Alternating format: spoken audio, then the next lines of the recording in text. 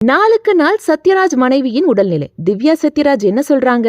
என்னோட அம்மா மகேஸ்வரி கடந்த 4 வருஷமா கோமா ஸ்டேஜ்ல இருக்காங்கன்னு திடீர்னு அறிவிச்சாங்க சத்யராஜோட மகள் திவ்யா சத்யராஜ். இப்ப அவங்களே மறுபடியும் ஒரு குட் நியூஸ் சொல்லியிருக்காங்க.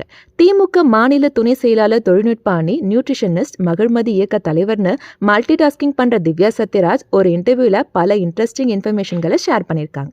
அவங்க பேசும்போது ஸ்கூல் டைம்ல இருந்தே அரசியல்வாதி மற்றும் நியூட்ரிஷனிஸ்ட் ஆகணும்னு ஆர்வமா இருந்தேன். காலேஜ் டைம்ல அதுக்கான வேலைகள்ல இறங்கினேன்னு சொன்னாங்க. மேலும் அம்மா மகேஸ்வரியோட கோமா நிலைமை பத்தி வெளியே சொன்னதுக்கான காரணம் என்னன்னா, அதன் மூலமா ஏதாவது மருந்து கிடைக்குமா, மருத்துவ ஆலோசனை கிடைக்குமான்னு தான். இப்ப சில டாக்டர்கள் எங்களை காண்டாக்ட் பண்ணாங்க. பாசிட்டிவா ஃபீல் பண்றோம். தினமும் அவங்க கிட்ட நிறைய நேரம் பேசுவேன், பார்க்கலாம்னு ரொம்ப உற்சாகமா பேசினாங்க திவ்யா சத்யராஜ். இதுல இன்னொரு விஷயம் என்னன்னா, திவ்யா சத்யராஜ் தீவிர திமுக விசுவாசி.